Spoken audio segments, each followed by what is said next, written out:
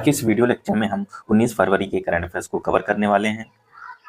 आज का पहला प्रश्न है, हाल ही में किसे भारत का नया मुख्य चुनाव आयुक्त यानी chief election commissioner of India नियुक्त किया गया? तो ये नियुक्त किया गया ज्ञानेश कुमार को।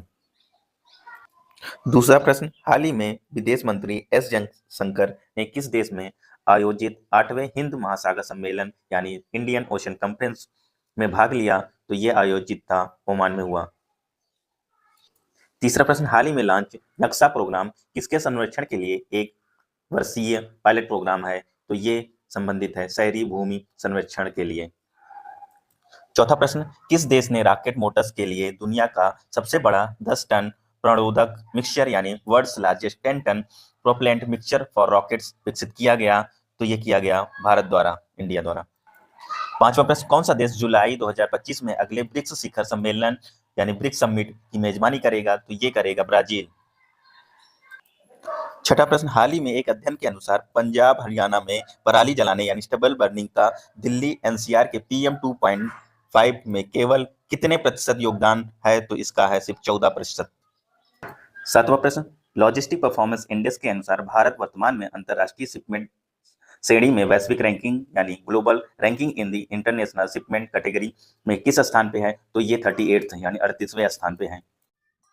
आठवां प्रश्न, निम्नलिखित में कौन वर्ष 2025 में दुनिया का सबसे अधिक कमाई करने वाला खिलाड़ी है? तो ये है क्रिस्टियानो रोनाल्डो। नौवां प्रश्न, हाल ही में किस आईआईटी संस्थान ने कृषि उत्पादों यानी एग्रीकल्चरल प्रोड्यूस को संरक्षित करने के लिए सौर निर्जलीकरण तकनीक यानी सोलर डिहाइड्रेशन टेक्नोलॉजी विकसित की है? तो ये विकसित किया गया है आईआईटी कानपुर द्वारा।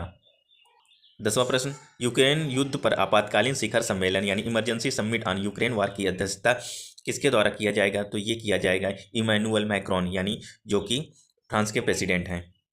11वां प्रश्न, हाल ही में किसके द्वारा फॉरवर्ड फास्टर सस्टेनेबिलिटी अवार्ड 2025 से सम्मानित किया जाएगा? तो ये सम्मानित किया जाएगा एनटीपीसी लिमिटेड को। 12वां प्रश्न, हाल ही में भारत ने किस देश के साथ व्यापार को बढ़ावा देने हेतु EFTA डेस्क की स्थापना की है? तो ये की है यूरोपीय देशों के साथ मिलकर।